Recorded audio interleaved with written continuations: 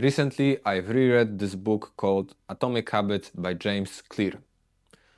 In this video, I will cover 5 key lessons from the book that I think made me more productive, and by the end of this video, you will also probably get some insights from this book, without reading it, of course. However, I still recommend reading this book because I cannot cover everything in this one little video. So this book has 6 chapters and 20 little chapters within those 6 chapters. The first one is about basics, then the next 4 are about building habits, and then the 6th one is advanced methods. In the first chapter, author explains what a habit is and why is it important to develop those habits.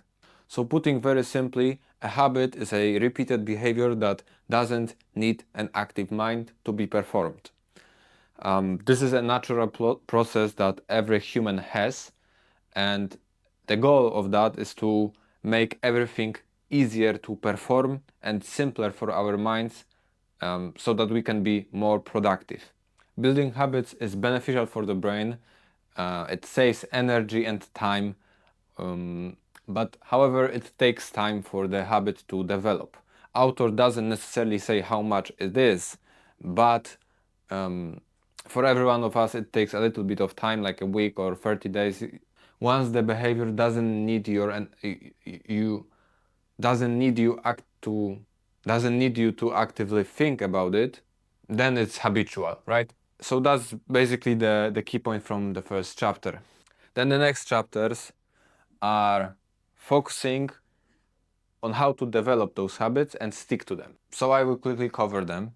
Okay, so in order to create a new good habit, what you have to do is make it obvious, make it attractive, make it easy, make it satisfying.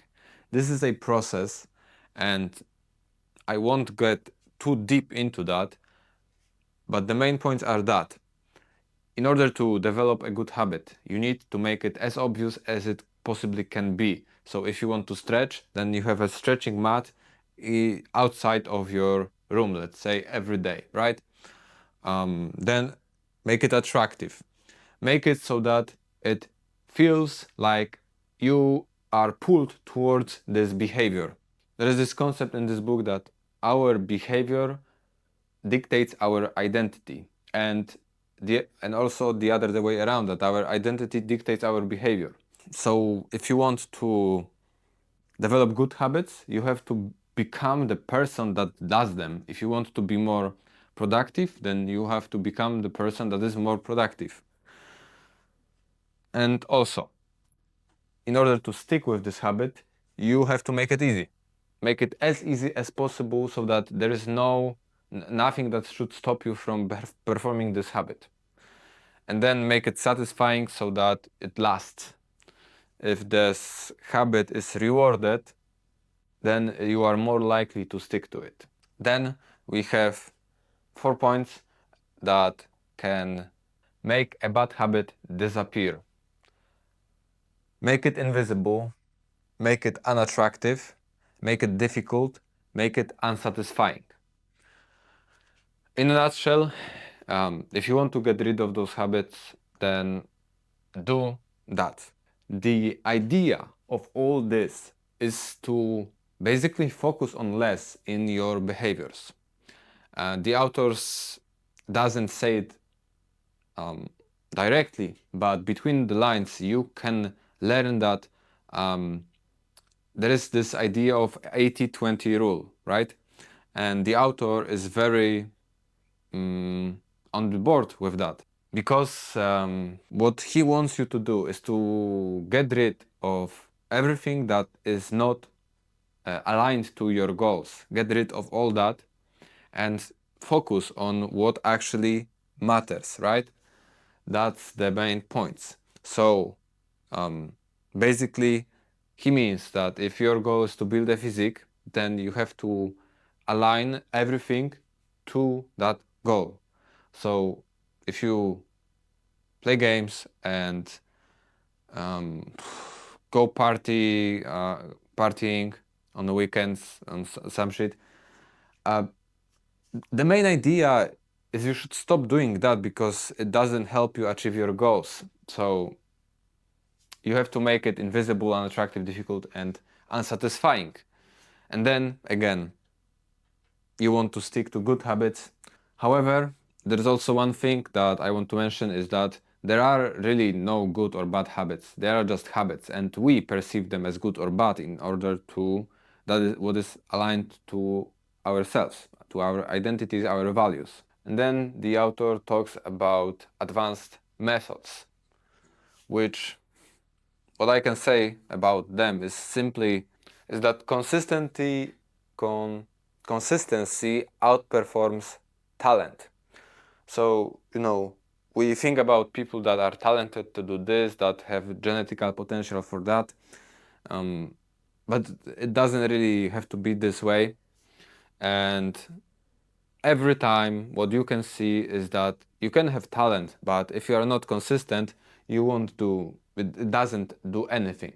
Also, the authors talk about the idea of sticking to the habit, and in order to do that, you have to make it less boring, because what really wins in the long term is that if you can stay with this behavior, so it is not boring for you, and you can achieve that by getting out of your comfort zone, doing the task that feels uncomfortable, but you are able to do it.